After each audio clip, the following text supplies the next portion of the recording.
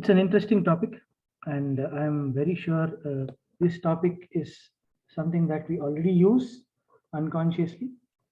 But today we will try and learn few things about design thinking concepts and how careers can be made around it, or it can be used in your careers or your professional life also going forward. Glad to know that this topic has entered into the curriculum. Many of the engineering colleges under VTU are having it in the first year. So it is now a necessary topic for all, and it is extremely important. And I am glad that feedbacks from multiple industry folks have been taken into the university curricula to develop this. So with that, let's go forward.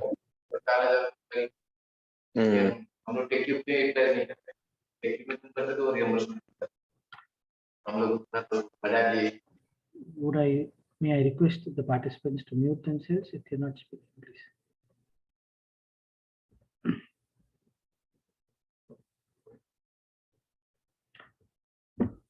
The Dean of Stanford Medicine, Dr. Lloyd Minor, he said that data and design thinking are going to shape the future of medicine.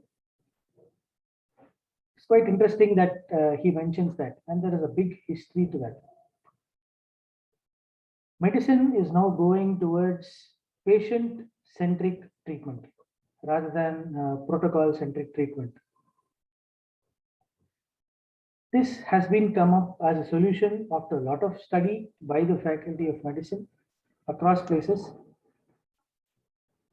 and there is enough data to support that patient-centric medicine is going to be important. And let us look why that statement was done, taking into concepts of design thinking. So design thinking has got 4 pillars. The first one is empathy. Empathy is important because you want to understand what is the trouble that the end user is going through. You do not want to feel it. Because you feel, then it is sympathy. You want to understand and you want to ensure that what are they going through and how can you articulate it very clearly as a problem statement. Second is collaboration. There are lots of activities which are done in teams, and teams bring in different skill sets into the team. And typically teams can be chosen where, in such a place that when you do a SWOT analysis, which is your very basic for team building, you look at what are your strengths, weaknesses, and opportunities and threat, which stands for SWOT, and try and ensure that strengths of all the people in the team overcome the weaknesses in the team. Also having different cultural backgrounds, different educational backgrounds, and a varied activity helps in solving a problem more effectively. The third one is inclusion. You should always understand that you can never have or never remove people from your team just because for certain personal reasons. You need to be inclusive irrespective of their background, their ability, because it is always needed to have an additional perspective, right? You need to have that good perspective which comes in to solve the problem. And if you look at, I'm always stressing on the problem. Next one is once you reach a solution, you need to repeat and iterate. This is the 4th pillar. You should not give up in the first time. So that is what design thinking takes a look at, saying, how do you refine your problem once it has reached to a stage where basic information is obtained? How do you optimize the problem for the end user's issues? The end user needs to be the final customer of your solution. Okay?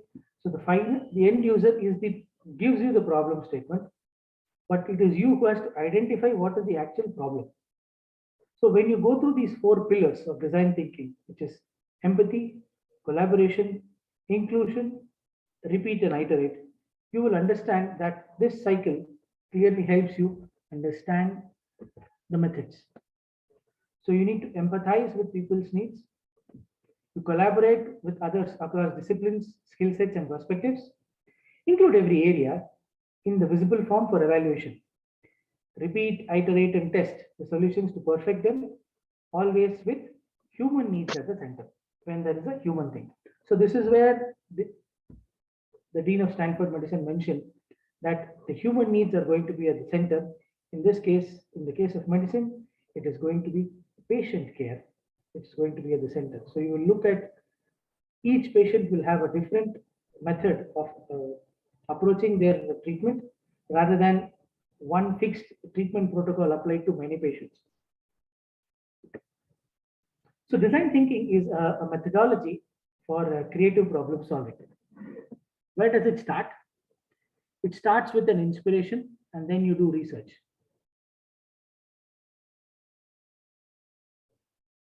So after research, you get some visions or idea of what should be done. After getting the vision and ideas, you start thinking about it. Hey, what do I do to think and visit? So thinking is individual.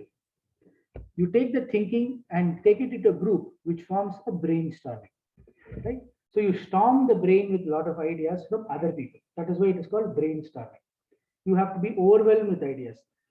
And a brainstorming session just cannot have 1 or 2 ideas. We are typically looking at 20, 30, 50 ideas to come to solve a particular problem, to ensure that we are addressing it from various angles, various perspectives. After the brainstorm is done, you go and do the design.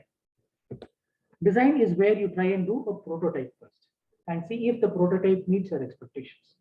In the entrepreneurship world, it is called a minimum viable product, MVP, or you could say minimum usable product, MVP. So depending upon how you frame it, you do it. Once a minimum product is available, then you go back and see further in the research, say what else is needed to be added and what else is needed to be put.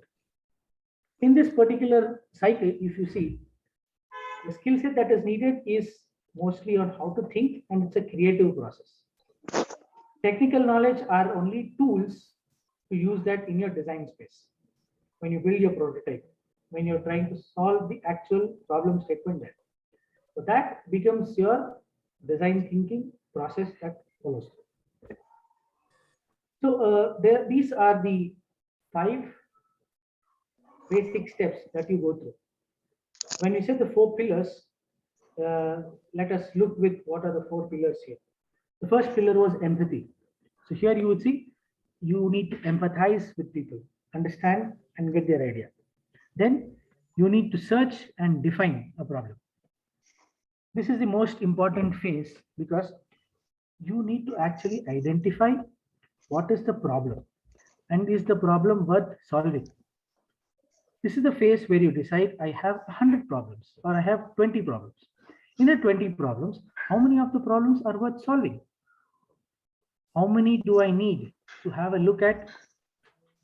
How many are academic problems but are not beneficial for the end user?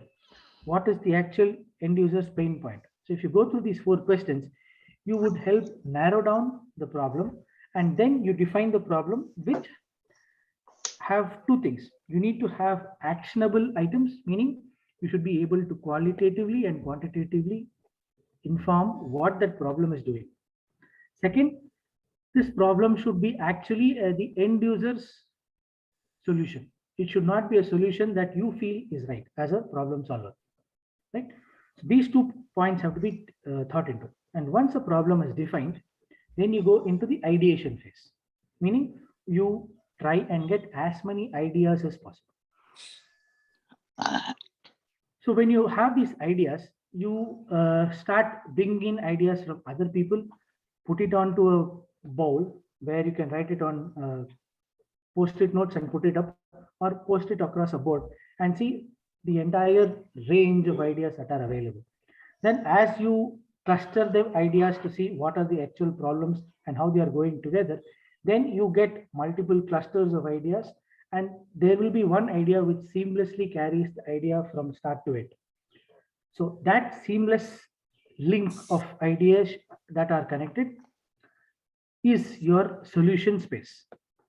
So in that solution space, once you have that, you then move to doing something which is called a prototype. You test the idea, right? It could be a physical prototype, it could be a mental prototype, it could be a presentation that works on. You build the prototype, and after you build the prototype, you go to the end user and ask them to test it. Once you test, you will identify that what is the state at which the problem solution is. Is it solving the problem? Is it almost solving the problem? It is midway. You will get to know where it is.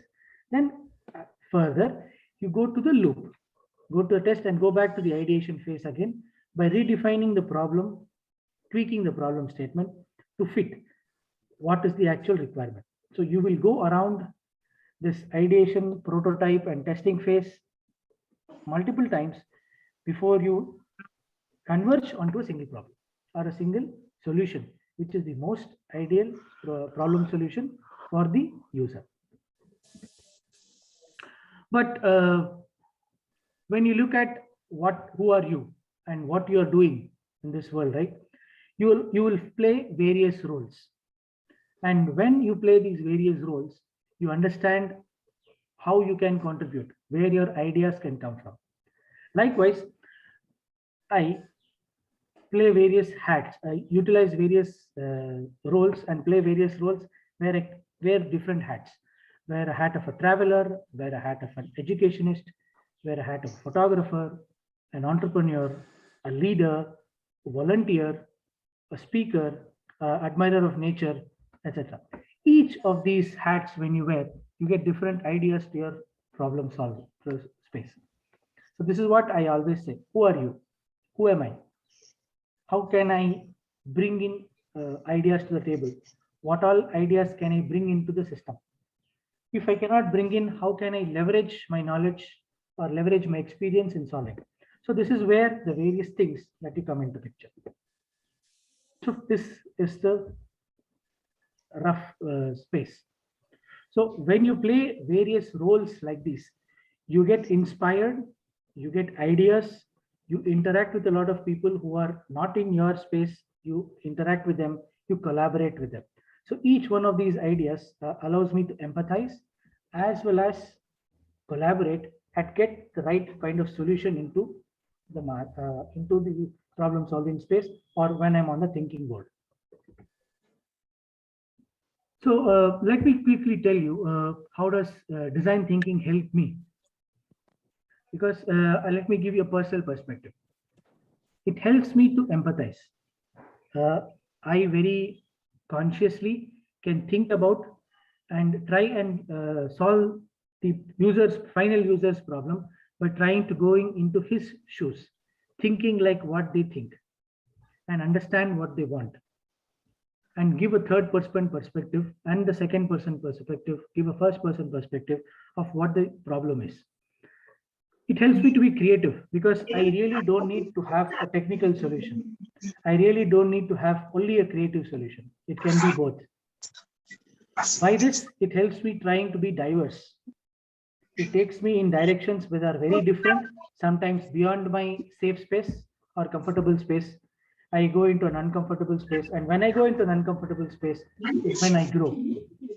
I will find a solution, try and fix myself to be harder there, solve it, learn if needed, train myself if needed, and then solve. So it helps me be diverse, and then this allows me to be a faster problem solver. I can take my steps forward faster over a course of time. Now, here is a more technical method of defining what I just spoke in the last 5 minutes. Adding more text for people who can follow. The first thing is here, there are 2 portions. One, there is design thinking, and then 2 is the problem solving. In the design thinking, you will go through the define, empathize, ideate, and prioritize, the 4 steps.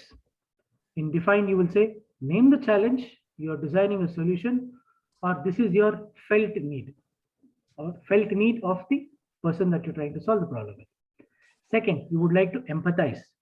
Explore the problem you seek to address from multiple perspectives. Ideate. Brainstorm possible solutions, even crazy ones, by capturing a testable hypothesis in C. The key word being testable hypothesis, because any hypothesis that you want to give or you would like to propose should be able to be tested. You should take each item and try and test them. Later, you would look at what do you like to prioritize. Select the best solution to focus on. Right? After this, you go into the problem solving phase, where you build, test that hypothesis. Then you can do 3 things. Either you will scale the solution, where you go in the same direction, or shift the direction and then move forward, or you totally scrap that idea. Once you do that, you tell your story pretty early and get feedback. Be transparent as much as possible so that you can effectively scale your idea to a successful proportion. And this, after a while, you check at this test point of scale, shift, and scrap, you can go back to either one of the steps. From 6, so you can go back to 1, 6 to 2, 6 to 3, 6 to 4, and 6 to 5. It does not stop you anywhere that you just have to go into this cycle. So this is your design thinking phase, where you will think about the design, think about the problem, think about how you will go to solve it. And here you will actually solve it. And you will be in this loop and trying to find a decent exit strategy of how do you want to effectively solve this. So this is a very common diagram which a lot of people share in the design thinking circles or any problem solving circle is, when you're doing a design, when you're starting up in the challenge phase, there is too much clutter, too many ideas flowing through, nothing is concrete. Your mind goes through multiple rounds of thinking, multiple rounds of brainstorming, and as you progress slowly, you will see the knots come out, your ideas get unentangled, entanglement is lost, and slowly you try and converge to a problem which is clean, which is neat, and which is optimal for your solution. Mind you, this solution may not be suitable for everybody. This is a custom built solution. So even the solutions that you do, you will have to look at custom built solutions or universal solutions and 2 design spaces. Now, with this, let me ask the participants who are here on a question. You can please unmute yourself and tell the answer, or even better, put it in the chat window. Let me look at the chat window that everybody is going. Let me put up the answers there. Right? So, which of these is not one of the spaces of design thinking? Okay, I'll repeat.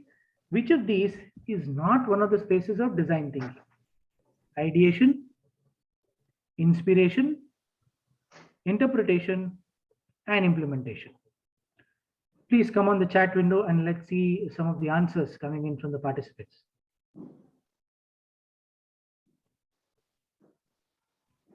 Good, I see some of the answers coming in. Interpretation. Okay, C, interpretation. Okay. Interpretation, I see implementation. Okay.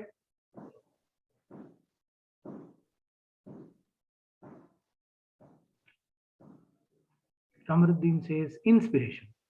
Okay. B. Good. I think I will not see A as answers. That's very nice.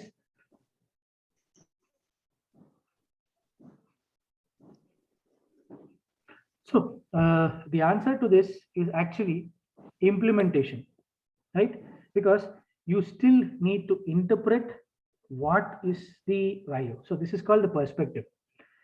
Inspiration and ideation are in the early phase, but in the interpretation is still a perspective phase. Implementation is not design thinking. Implementation is just a part of the problem solving loop, but it is not in design thinking. You implement, you are developing a prototype. You will still prototype it, that's fine. But when you come back after the implementation, you will get a feedback. So there's a question. Tell the idea to whom to be transparent. Shehzad asks. The answer is you have to tell the idea solution to your team first, get their feedback, then go and talk to the customer or the final user to get their feedback. So in two stages. In the earlier phases, you will talk to your team itself because each one will have a look at the solution in a different perspective and give you feedback. That will be a local loop. Next, you will go to the external feedback, who's your end user, and then ask them for some feedback. So hope that answers your question, Shehzad. Okay. One more question.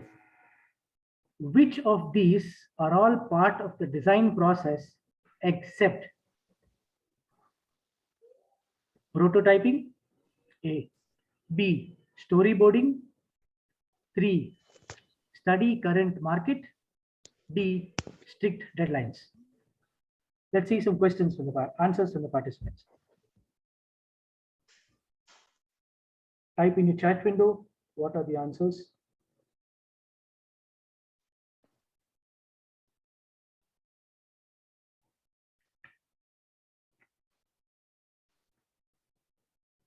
For people who are on the YouTube live stream, please chat in the comment box or the comment box there under the video so that we can see your answers.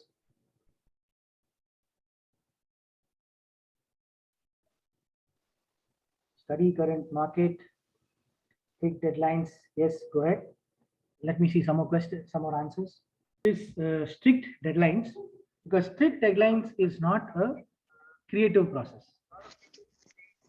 Strict deadlines are actually literally strict deadlines which hamper the creative process. They pressurize you. So that is one of the reasons in a project, it is the project manager who will take care of the strict deadlines and look forward. But the design team focuses on the storyboarding. Storyboarding is what you do as your idea. In fact, in the previous slides, I would have mentioned there is a seamless flow of ideas from the beginning to end. That is your storyboarding. So that is a necessary part of the design process. Next is prototyping, which is by definitely a part of the final product development or idea. Go through a few examples of how design thinking is implemented in a real life scenario. The first example is an MRI for children. What is MRI? MRI is magnetic resonance imaging. It's a machine which is used for scanning the internal organs of patients for tissue damage and tumors. And this is one of the problem statements which had come to the designers at General Electric. A lot of these machines were used for pediatric children or pediatric wards or for children, and they need to be tested there. The children found the machine and the space in which the machine were operating to be very terrifying, and they would keep moving. But what happened was the scan would work only if you hold still and do not move within the machine. So the doctors commonly went ahead and said up to 80% of the children had to be sedated. What is sedation? Meaning they will put them in a very relaxed state or sleepy state to continue. So the designers came and said, we cannot sedate children. It is not right. They didn't feel right. But they adopted a design thinking approach to try and understand the children's journey, their feelings, and how they were building up negative emotions while they were undergoing an MRI session. First thing they did, they saw the outcome was that is they need to see a huge drop in sedation. Next, they wanted to see a huge increase in satisfaction. These were the two targets that they had for themselves, and they did achieve it. What did they do? So this is how an MRI machine and the room looks like. Okay. So this is the screen, or this is a visual that a patient has when they enter the room. It's a massive machine where they will be put into that space, into that massive machine, and then the scans will be taken. So the expectations of the problem were it has to be visually pleasing, it should be baby and child friendly, and it should ensure that you increase the fun quotient. So this is what they did. So taking into all of these, they understood now in this particular case, I want you people to type in the chat window, what are the problem statements that we are seeing here? What are the actual problem statements according to you? And you bring in the various perspectives of solving this.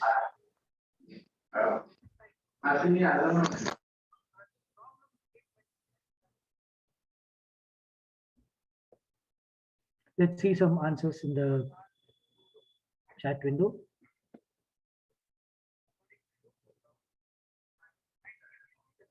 Because this needs to be the, let me take you to the process. Child friendly to reduce movements, make baby comfortable and satisfied. Okay, yes. Too much sound and fear. Yes, right. What are the other problems that you will face here? Claustrophobia, good one. Yes. Remove sedating. Yes, children feel fearful because of the sound and shield. Exactly, correct. What else? Insecure feeling. That's right.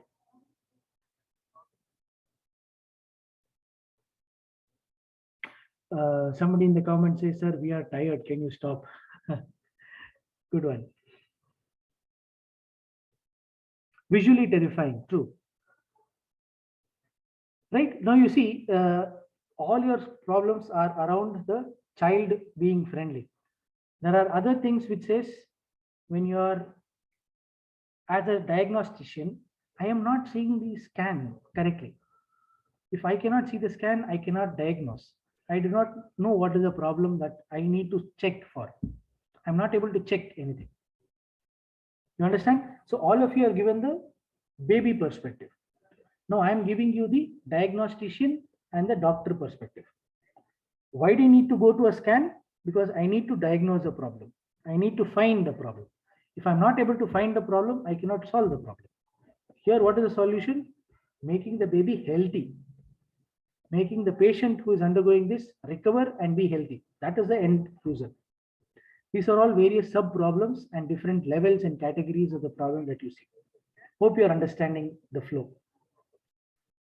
Right? Now, how do I move this forward? So this is an interesting question.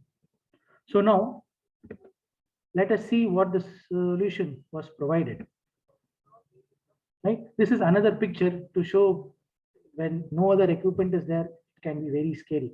It is seen out of any sci-fi movie where everything is white and everything is bright. This is the solution that they presented. The entire white room was converted into a more colorful, mind relaxing, friendly, child friendly place where you would not feel difficult. Mind you, this is only the environment, right? So the moment you enter into the room, you feel very comfortable.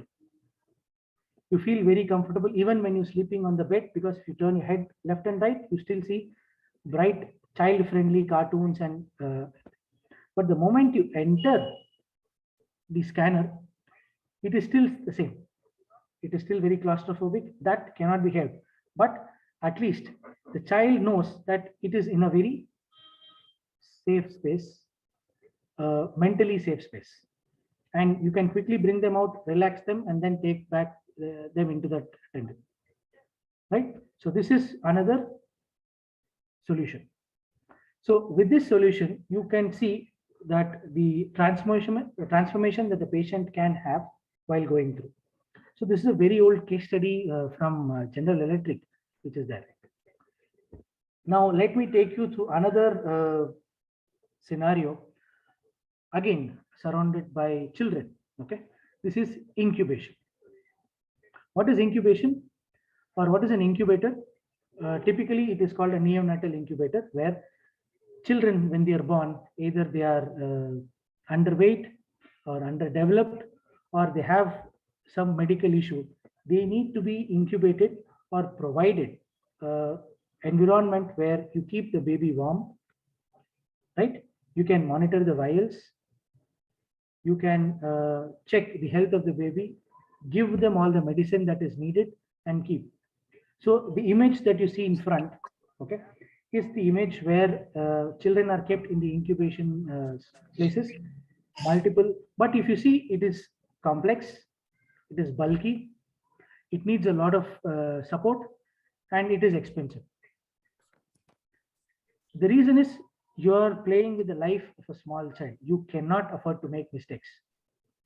But you still need to have a low cost version of it, because unless you have a low cost version, you cannot scale to the hundreds and thousands of hospitals that are there, which are treating lakhs of students, lakhs of children. So you can have a look at what this is for us. Right? Now, this is the expectation that you have. Now, this is a problem statement which was given to multiple people. Even in India, or even close to me, this problem statement came to the Indian Institute of Science. One of the departments were asked to build this problem. They were asked to given to many of the medical hospitals here in Bangalore to get an answer. So this is one of the solutions which was proposed, not from Bangalore. This came from the Stanford Design Initiative, where they proposed this infant warmer, where you can take a look at and ensure that they are baby friendly, they are mobility friendly, and they can easily be scaled. So these are inexpensive, they are durable and portable, hygienic, safe, and effective. And they have built-in sensors. You can embed the sensors inside, which can either be wireless sensors, so that you can take reading from these items and move it inside. And these are mobile and portable. So this is a solution which came from outside of India. Now this is a solution which is very similar, which came and was implemented inside India. And you could actually see a live test case where it is not in a very scary environment, where there are a lot of tubes and sensors going and for monitoring the child. This is in a much easier scenario, and it is not very scary to look at. You can see from the smiling faces of the parents and the guardians of the child that it is not as scary as the first image I showed. So this is another design thinking where you're looking at the end user. This is not a doctor's problem. This is not a doctor's management's problem. It is more on the cost problem. How can you reach out maximum and make it less scary for the people to use it, and less scary to keep the baby in, right? So this is another version which just flew in from the right hand side, is what I call the sleeping bag solution.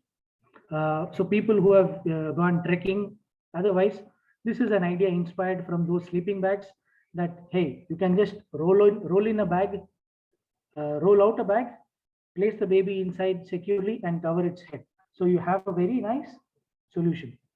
So this is something that an idea that you get from a different application, gets reused in another application or another scenario.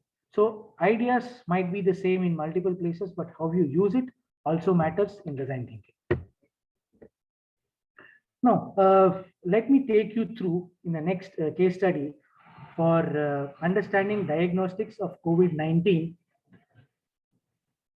This idea was initially first discussed in February and March of 2020 when we were first studying, and this case study was built to find out what is causing the problem, where is our solution space, how good can we go ahead, how good can we move your ideas, right?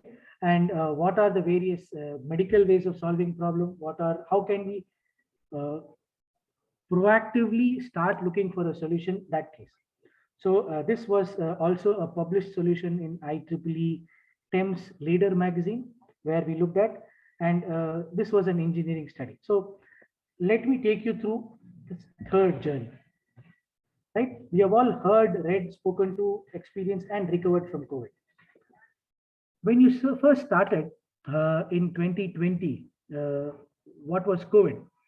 Everybody had these items. One, you had fever, you had mucus production, people had dry cough, there was shortness of breath, you experienced fatigue, your throats got sore, you had a lot of muscle pain, right? But what are the most common things that were there at that point of time? We said fever and dry cough along with muscle pain were our indicators. Okay, so this is from WHO. Later, let us look at what are the relevancy of these symptoms, right? How are these relevant? They're relevant are, now that we know fever is a relevant item, mucus production is actually a very good defining statement which identifies whether you have flu or you have a dry or you have COVID. Shortness of breath is associated with having two things. One, congestion in the nose, congestion in the throat, and congestion in the lungs. So it could attribute to any respiratory disorder. Fatigue can be attributed to both physical fatigue due to activity and other fatigue because your body is just not able to heal from the fever or heal from the dry cough, etc. So you have fatigue there.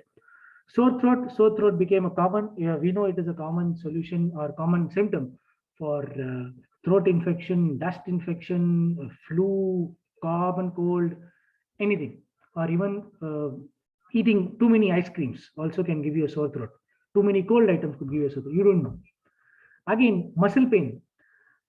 Muscle pain again became relevant portion saying, what all gives me muscle pain? Doing activity gives you muscle pain. Not having enough activity also gives you muscle pain when you suddenly start off something. Doing activity after a long break also gives you muscle pain. Working out in the gym can give you muscle pain. So what are the reasons for muscle pain? Multiple. What are the relevance? Yes, we are looking at. So when you understand this, we went through many problem statements. First is, what is the action of COVID-19 or the COVID, SARS-CoV virus that we're looking at? Next question we wanted was, is it a family member of the flu or the influenza virus? Next question we asked was, what is it affecting? Next, we went into the conspiracy theory was, is it a lab created innovation, human created lab innovation? Next, we went into the system level saying, what all organ systems is it affecting? Next, after affecting this, what all can it potentially affect going forward? Last one was, we wanted to answer, will it come back after the first recovery? Now we know answers for all of these after 6 months, after a year, after 18 months, we know all these answers. So these were asked right in the first 2-3 months of seeing the problem statement. So now we wanted to see two approaches of problem solving. One was a positive approach and one was a negative approach. What is a negative approach? It is into the mindset of being a conspiracy theorist to see, is this being used as a biological weapon? Is this being used as biowarfare tactics. Is this going to be used as something to disrupt the ecosystem? That is the negative approach. Then there is a positive approach. What are the characteristics of the vaccine that needs to be developed? How can I predict the next steps of flow? What are the things that are going forward? How can I bring in various items to look forward to? So they were both positive and negative. And these are the perspectives that we can. So this is the ideation phase. So you sit and ideate which direction to go, right? And after that, after all the ideation, we got some information saying, where can we look for these? And we finally got one of the problem statements answers was, we can look at something called the oxygen exchange barrier in the lungs, right? Why is this? One of the problem statement, the idea with that flow was, we need oxygen for breathing. So if you're not able to breathe oxygen, meaning there is something that is blocking oxygen from going from the lungs into the blood. Because oxygen is needed to carry hemoglobin and form energy and do the rest of the activities in the human body. So if you do not get oxygen, that means something is blocking the oxygen. So where is oxygen getting changed? Is the oxygen exchange barrier in the alveoli or the air sac. And in this air sac, we have small apertures or holes or methods where oxygen gets diffused into the blood space and the carbon dioxide gets into from the blood into the lungs, which is now exhaled out. So now there is no difficulty exhaling, rather there's a difficulty inhaling. So we found out that oxygen deprivation is there. Now with oxygen deprivation, we could understand a simple solution. If the air sac apertures or the holes which are present get blocked, then there is no oxygen. So what can block it? Mucus can block it. Now where is mucus being developed? Mucus is being developed in the throat, in the nose, and in the lungs. And if you see, mucus, if it is liquidy, you can somehow move. If it becomes gel-like, then it is very difficult. Then you enter into the respiratory disorder one. So we found out that yes, this is one of the possible solutions that we need to solve. What is the solution you need to do? Remove mucus from the lungs. That is a problem statement. Another one, we found that this is for the solution for the previous one. But if you go ahead and see what all organ systems can it affect, you all realize that there is one common element which is connecting all the organ systems in the body.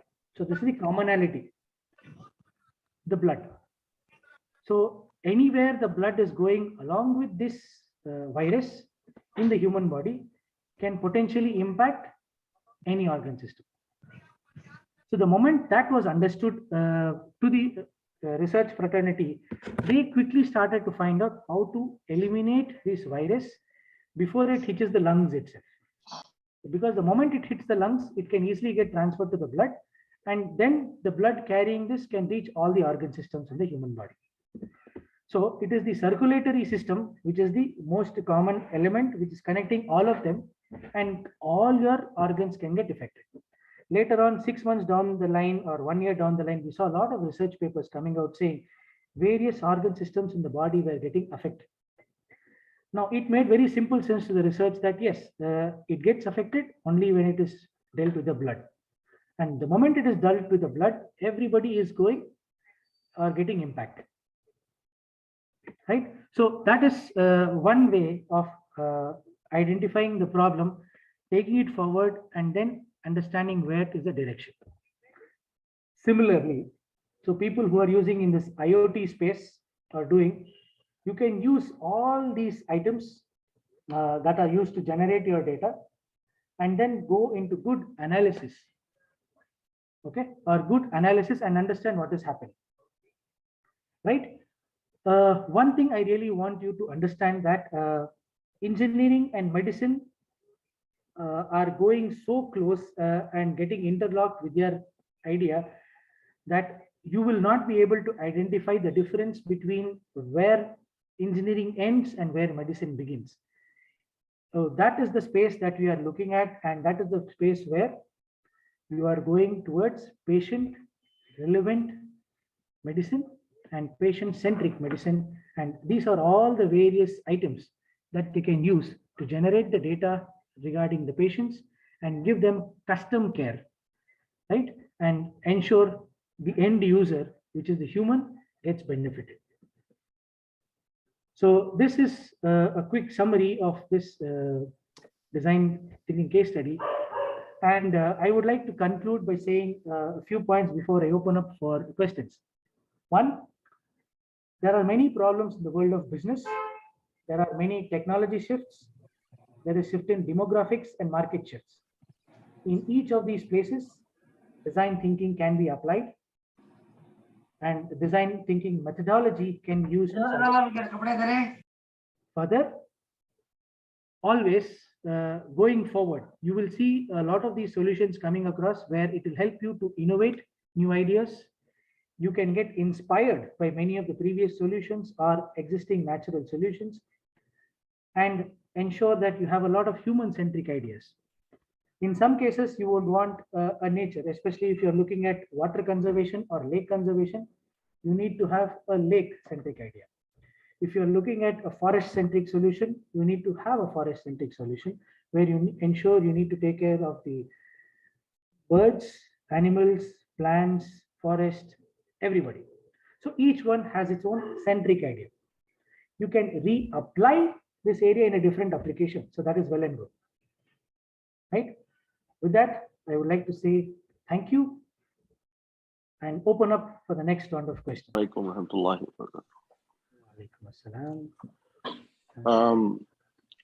Very good session. And I just wanted to know that design thinking has been brought in years back. Does it have a standard methodology? It works on a standard methodology or standard sequence of events, or because I was dealing with IBM, they had their own way of solving problems through design thinking. And I also dealt with Dutch design school in Netherlands. They have a completely different, but the focus was same, to solve problems through design thinking. So does it have a standard way, or they have it doesn't? Is it very fluid, or does it have a concrete structure to learn? Thank you. Okay. Since Meer Ahmed sir? Yeah. Okay. Meera. So I do not have a concrete answer to your question, but I have a more fluid one. Each team or each organization builds something which is specific to what are the kind of problems that they are solving. For example, I've heard of the IBM session. IBM keeps its design thinking flow in a particular way. But when I go look at, say, a Walmart, right, that is in a different space. They have a different structure. Now, let me take this to Infosys. Infosys will have a different structure. Now, let me take it to the design studios for graphics. They will have a different structure. But the essence of solving the problem is still going to be the same. The steps that they take might be different. Now, my understanding is organizations bring in concrete steps because they understand processes, and processes are self-explanatory after a certain time, and the entire group of people can be redirected to processes to follow these steps so that they don't make or don't skip any steps. That is my understanding when you go at organization level. Because when an organization enters into that scenario to ensure that everybody in that team or in that organization wants to follow it, it cannot be an open-ended one, which each person will go in different direction, and you will not be able to quantify the work involved, and they will not be able to qualitatively look at it also. So they would introduce different concrete steps and methodology there, but the end essence is typically the same. Giving you an example, when you want to do a brainstorming session, a brainstorming can happen for various stages of the problem solving itself. For example, right from generating the idea, you can have a brainstorming. After that, once you conclude, you will come to a list of problem solve statements. Now, for each of those statements, you will have a brainstorming session to converge to one or two statements, and then you will see. So, this is a step-by-step method followed by industries just to ensure they enter into the process. But when they go through, they will have a really very simple essence, saying they have just 5 simple steps in essence, or you can broadly categorize them into the 5 and take it forward. Hope that answers the question. Yeah. Jazakallah. That is very good explanation. Where I was coming from was when I was working with IBM. Design thinking always started with the ideation, and then some sort of brainstorming, and then there was a convergence, and then divergence.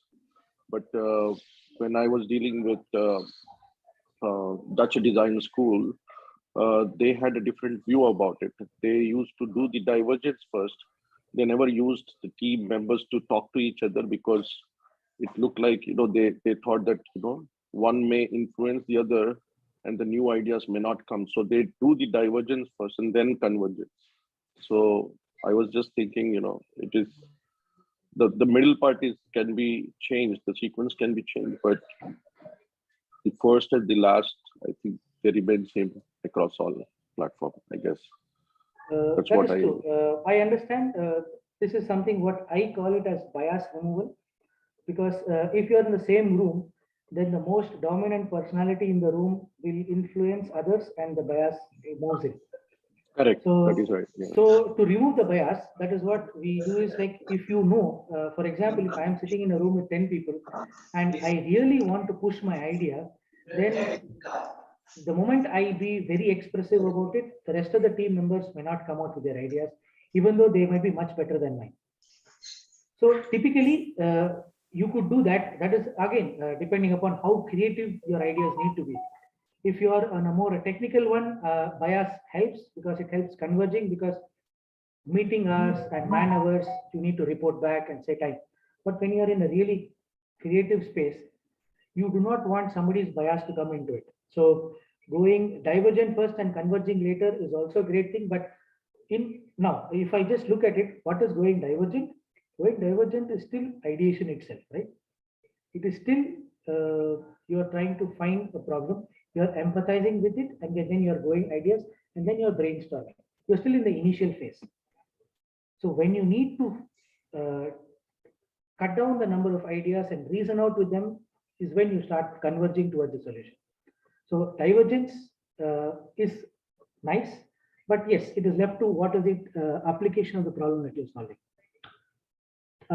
Okay, so I just want to give an example. See, for example, if you look at this conversation between Meer Saab and me, we went roundabout. He gave his perspective, I gave my perspective. We went divergent. Then he gave his second perspective, which added more information, saying, I did this in one place, I did this in another place, and he gives an example. And I gave a different perspective of mine. And finally, we both met at something called bias. And then he said, yes, I agree. So this is typically how a conversation actually goes anywhere. That you go diverge yourself, then you converge with a common point. And once you hit that common point where you're going, your conversation goes further. So I can't think of a better live example than this one. Thank you, Meer Saab, for initiating and also giving a very simple example of what we can give it to the participants. Thank you, Dr. Saab. Thank you for this session. I appreciate it. Thank you. Thanks. Yeah. So there is a question from Sharmila which says, in what way this design thinking is different from conventional software engineering ideas?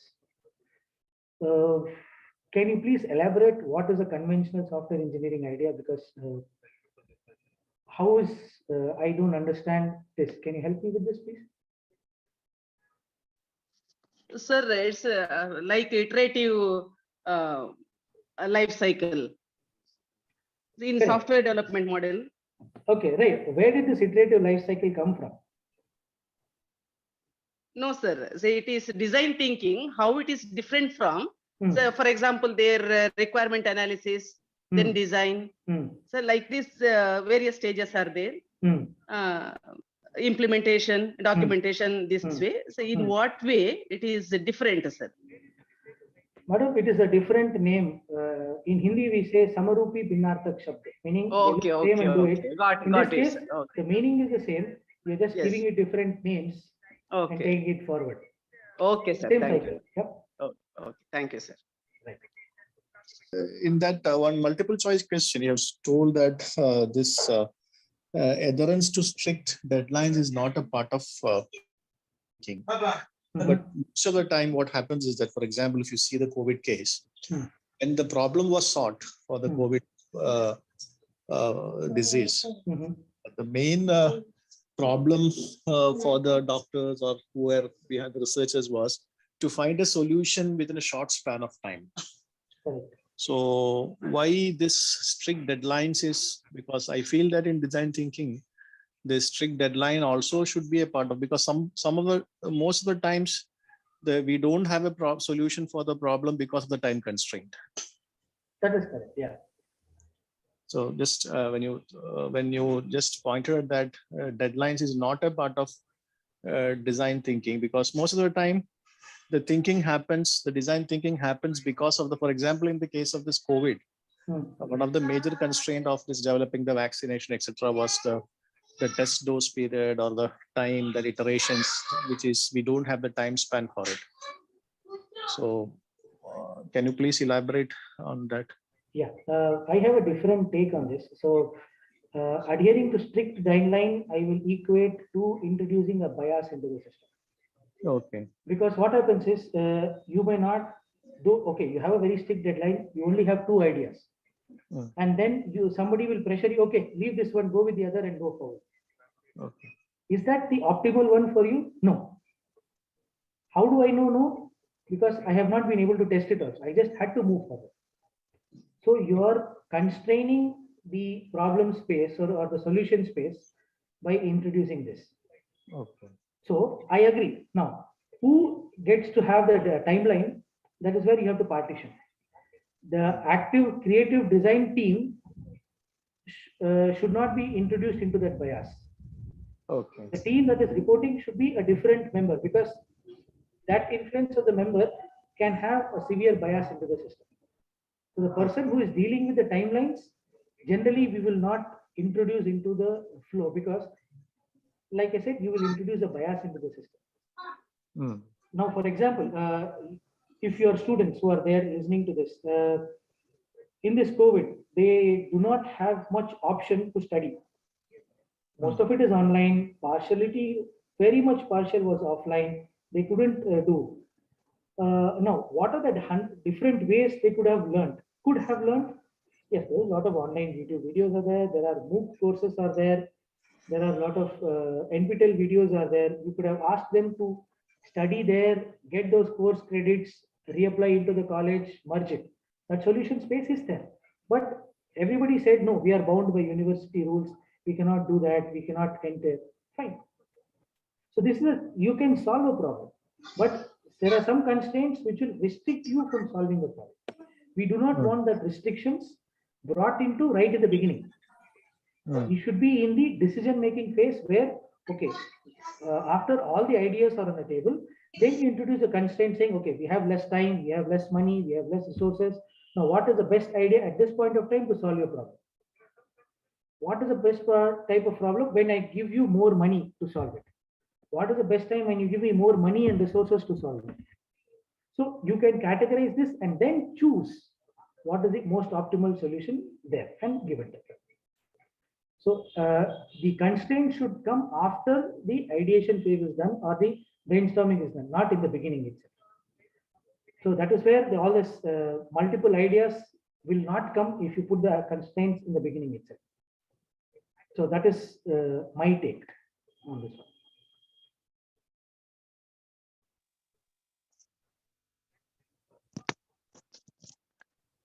Good afternoon, sir. Good afternoon. Please Can introduce you hear me? yourself.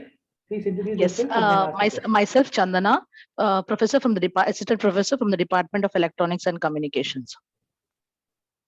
Which college? PA Engineering College. Engineering College. Yes, Right. one which is hosting it. Yes. So regarding this COVID-19, which is human-centric, and the solution to this, that is addressing which has to be done by medical experts along with the researchers, innovative thinkers, the design specialists, and so on. So it's already few years since introduction of this, and the variant also taking its own course. So what is your perception on with regard to other lapses of these innovators in providing a proper solution to this? Because we are seeing its implications in so many years. So what is your perception, sir? My perception of the previous answer I gave, saying bias was introduced and they had to rush. Okay. This is a live example, right? Yes, if you are rushing, so typically a vaccine takes about 5 years to come. Okay? Yes, because a lot of studies are there. Yes. People understand the various implications. Yes. All the ideas are going through. This vaccine, people are vaccinated. Say, oh, okay, in India itself, 100 crore people are vaccinated. Across the world, many people. Yes. Vaccine was developed under 12 months. That is a miracle in the medical fraternity. The medical fraternity who developed the research, what you developed, should be given kudos. Yes. Should be appreciated for that. Okay. Now, while doing that, people like yourself ask, okay, what are the lapses and why we are able to see that? That is because, yes, there was a bias. Yes, I mean, can we provide a permanent solution? Because we don't know, because we cannot predict. It's so uncertain. We have already done with the 2 vaccination and now 3rd booster dose. And in the neighboring countries, we can also see they're going for 3rd, 4th. And I mean, where we are heading towards. So is there any contribution from the field of the design innovators, the design thinkers in helping and providing a solution for this? Let me put it this way. Yes, sir. You cannot prevent evolution. No matter what, you cannot stop evolution.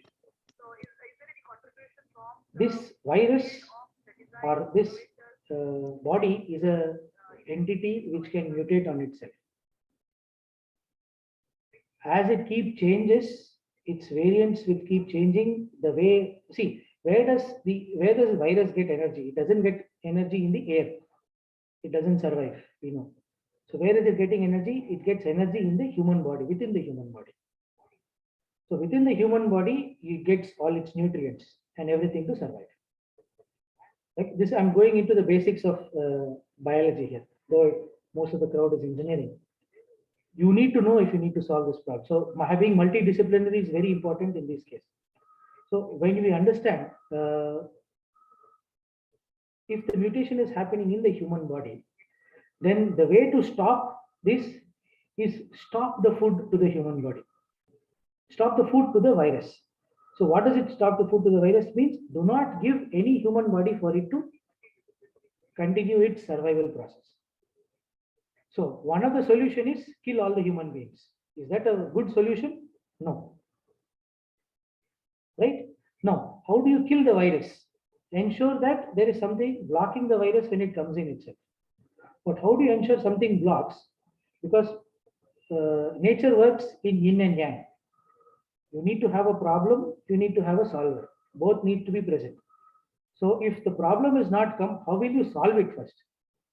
By bringing a small problem to ensure that some solution is provided. Then when a bigger problem comes, the already small problem solvers can quickly escalate it and say, okay, a bigger problem is coming, let us multiply 100,000 times. As problem solvers, let us go attack the problem and remove the problem from the system. So the method is, there is no permanent solution. Typhoid was once upon a time like this. Influenza was once upon a time like this. Plague was once upon a time like this. Smallpox, chickenpox was once upon a time like this. Polio was once upon a time like this. Have you been able to give a permanent solution? No. We have been able to get vaccines to ensure what is there, that small problem, no, that is there in the body, that small problem is put into it in your body to ensure that the small problem solver Okay, the top can scale up to a bigger problem solver when a bigger problem enters the body. So this is the methodology which is being followed. And this has been the contribution of the scientists from ages together, as medical fraternity from ages together, to go ahead with solving the problem. Hope, Madam Chandana, this answers your question.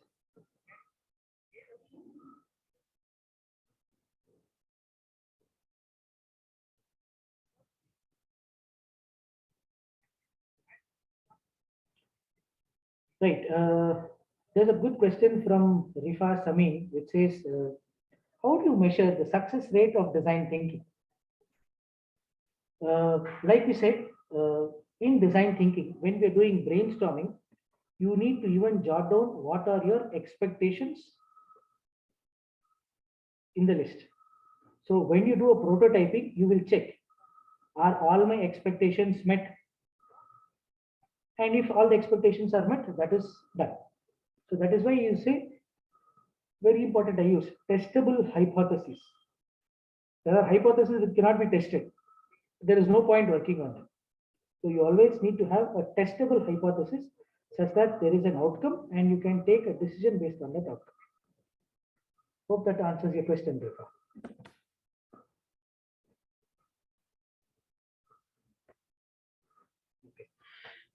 Are there any questions from the YouTube live stream?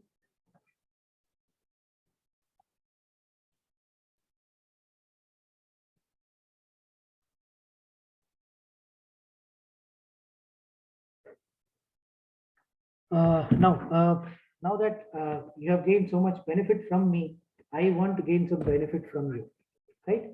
For all the people who are attending this session, I would request you to subscribe to my YouTube channel, which is called King Consultants Education, and help me reach 2,000 subscribers.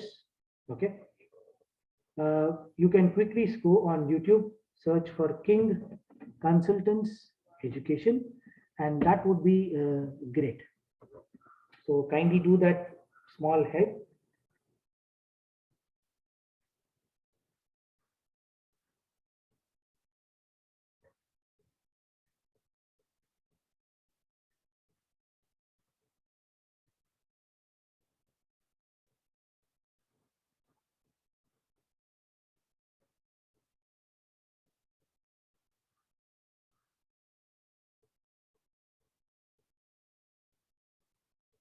So any other questions that you have, please let me know. Hello, sir. This is Faisal. I'm from PA College of Engineering. I have a question. Yes, sir. Hi, sir. I have a question. So in this particular competitive world, and we are driven by so much of deadlines, and most of the projects are timeline based. So if and how successful this design thinking model is going to work. So because we are talking about here, if there's been a timeline that's been or deadline has been introduced, it will be biased. So how, for example, as an engineering student, if I'm going into the industry after 2 years or 3 years later, and I'll be into a project, as most of the projects or the services are going to be, restricted to deadlines and not driven by timeline. So how can I implement this design thinking model into that particular scenario, sir? Thank you. Oh, that's a good question. And it's a very simple answer. Most of the people who are there in the problem solving phase, right?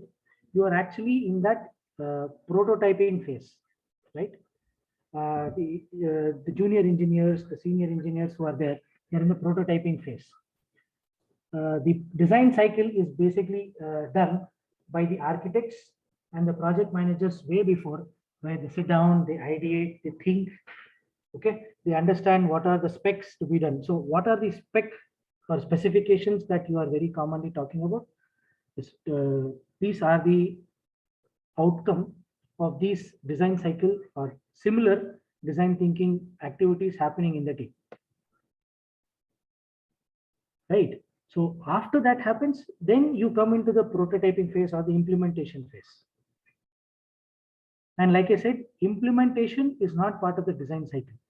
That was my first question. If you look in the QA session, implementation is the end phase of the design cycle. Hope that answers the question, sir. Faisal. Yes, sir. Thank you very much.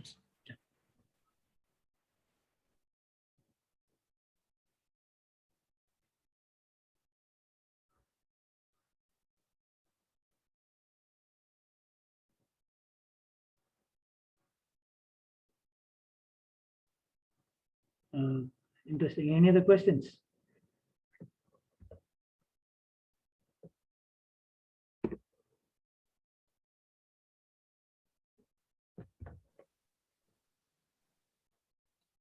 So I am placing the link here in the bottom. Please go to this page and encourage my activity. Subscribe to that link so that many of these discussions that we are having can be had with you all.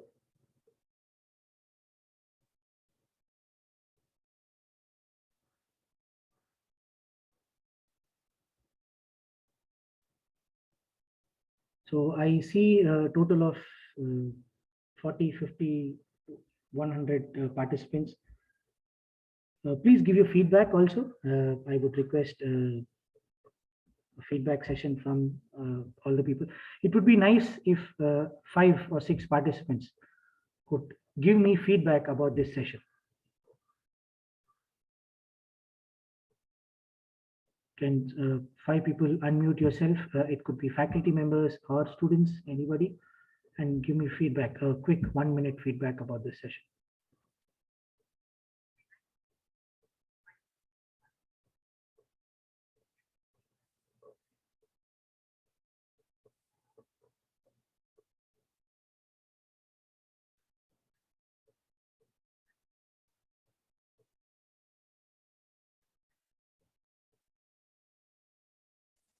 Assalamu alaikum, Javed bhai. Walaikum assalam. Yeah, Shehzad here. Am I audible? Yes, you are. Please Yes. go ahead.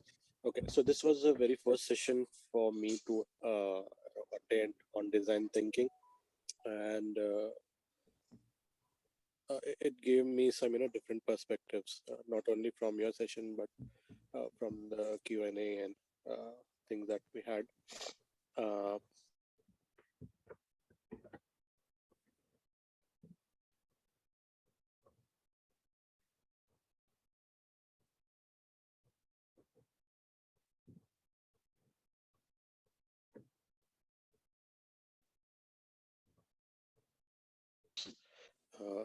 Ideation and implementation, what things come in first, how to see the markets, and how to how empathy is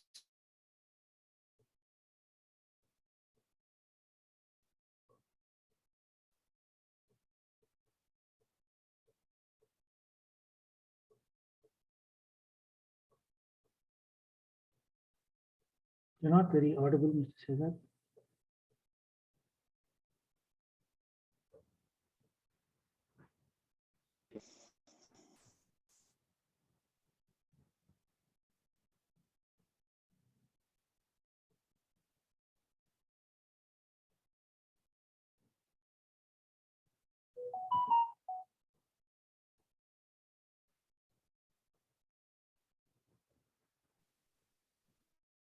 So, Prasad, I think if there are any other people who would like to ask for feedback. So all the people who asked me questions, I would like you all to give some feedback. Madam Sharmila, Rifa, Professor Ramis, can you give feedback? Unmute yourself and give a voice feedback. Dr. Javed, I'm Dr. Ramis. It was a very informative session. In fact, I was quite interested in this topic because of its introduction in the curriculum, and we were finding very difficult to actually to have faculty members to teach this subject because it's a new subject to everyone. So in fact, VTU had conducted a 1-week FDP for the faculty members to teach this session. I also attended that FDP from the VTU. In fact, I found this to be a very different perspective of understanding this design thinking in a very, what you call in a very easy way. So thank you, Dr. Javed, and we would like to associate with you, especially the people who are in the industry, who have given the feedback to the universities to make the curriculum. We would like to have more interaction with you and get your inputs, especially to the academia regarding this topic, and to prepare our students not only for their further career, but I feel this design thinking will be very much useful in our day-to-day life, maybe in a relatively a small scale may be required. So thank you very much, Dr. Javed, for sharing your time with us. Indeed, it was very, very useful. We would like to have you with us in the campus also on a later stage, inshallah, when the things are normal, to interact with us, with our students. Thank you. Very kind of you. Yeah. Inshallah, we'll wait for better times to visit the campus in person. Yes, yes, yes. Thank you, Javed. Yes. Okay, Javed, I think we can close with this. Is it okay? I think that is good. We can do that. So there are some feedback in the chat box.